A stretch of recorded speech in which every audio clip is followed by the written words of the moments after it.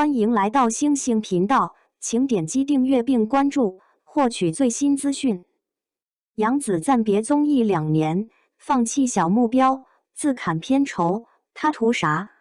网友们立刻就分成了2派，争论得不可开交。支持的一方认为他是人间清醒的人，在综艺节目上放弃了赚钱的机会，去专心拍摄电视剧，这才是一名演员应该做的样子。但是反对的声音认为他的脑袋有问题，在现在的娱乐圈里，卷王到处都是，2年都没有出现过，那么他的商业价值就没有了吗？没有路人的缘分吗？好不容易打下来的大好河山拱手让人给别人，表面上看来就是关于演员是否应该参加综艺节目这个陈词滥调的问题了。但是我要说一句公道话，大家聊天的方向都不对头。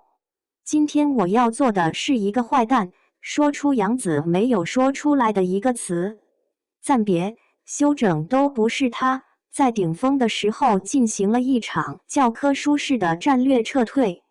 那么我可以大胆地说出这样的话吗？从3个方面来打破你原有的认识。第一种方式就是躺着不动来恢复自己的体力。杨紫在2025年的生存方式是什么样的呢？1年当中只有9个休息日，大约每隔40天就会有一次喘息的机会。在拍摄《生命之树》时，他们在海拔4700多米的青藏高原上住了整整188天，剧组每天要消耗300万瓶氧气，并且救出了80多个人。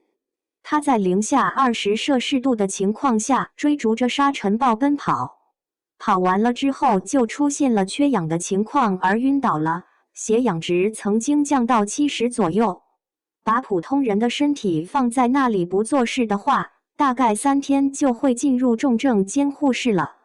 最可怕的莫过于之后他又加入到了民国戏中去，在每天晚上苦练方言的时候就已经开始出现睡眠不足和身体疲惫的情况了。他才33岁，把杨紫的日程表放在桌子上，并不能证明他的工作态度很好，反而会给他带来很大的伤害。你们为他感到难过，但是你们想过没有，在海拔4300米的地方度过188天的生活是怎样的呢？每天都背着氧气瓶来表演，血氧降到70的时候又是什么感觉呢？可以肯定的说，这是生命最后一声叹息。第二，你所放弃的是别人做梦也想不到的财富自由。很多人的观念是综艺节目就是娱乐一下，消遣一下而已，并且从中获得一些小钱，非常错误。综艺节目一直就是杨紫最大的吸金点。过去的3年里，她每年都会接到2个以上的 S 级头部综艺节目邀约，在整个娱乐圈当中都是被公认为可以作为综艺香饽饽的人。中餐厅3在各个平台上总播放量达到30亿次以上，并且获得了236个热搜榜第1的位置。因此乘风破浪3中餐厅4这样的节目，你认为都是被选中的吗？不正确。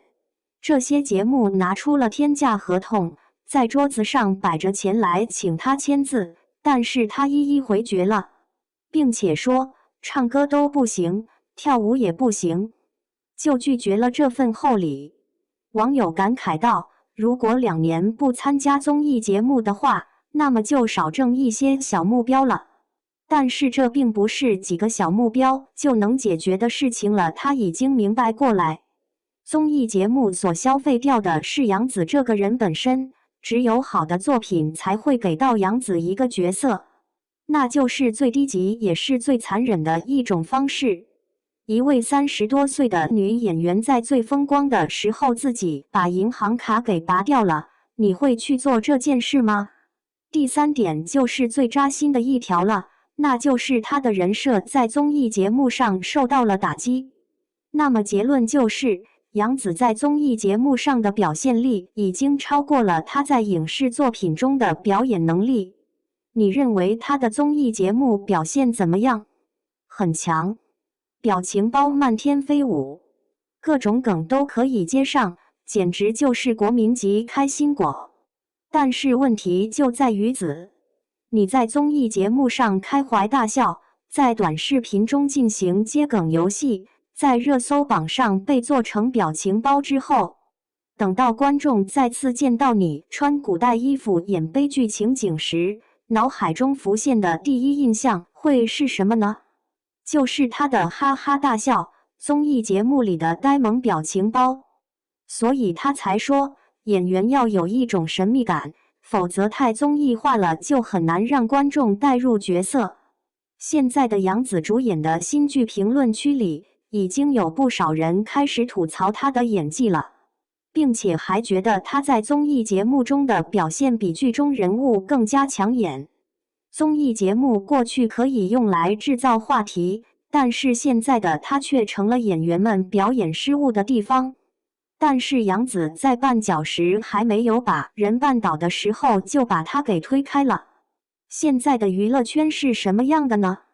都是为了综艺节目和网络直播而拼命的去竞争，恨不得把每一分每一秒的时间都用来赚钱。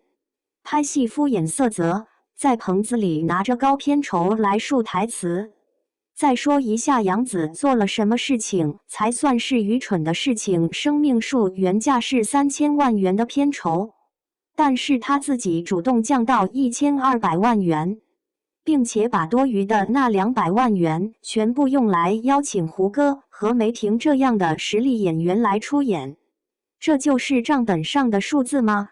这就是所谓的算盘散架了。但是这正说明了他的目的所在。战术上努力工作并不能弥补战略上的懈怠。杨紫做出这样的选择，最大的争议并不是要不要参加综艺节目的问题，而是在事业达到巅峰的时候，是否应该停下来休息一下。大多数人都没有这样的胆量去尝试，因此也就无法体会到这样做的好处。因此不要说演员要不要参加综艺节目的问题了。杨紫的暂别并不是退出舞台的意思，在最有利的位置上继续下注。等到2-3年之后，假如新的电视剧能够夺得白玉兰的话，那么到时候大家就可以回过头来想一想了，到底是谁笑到了最后。但是娱乐圈有一条不成文的规定，就是如果一部电视剧火起来的话，就叫做布局。而如果它失败了，那就只能说是失算了。你站哪边？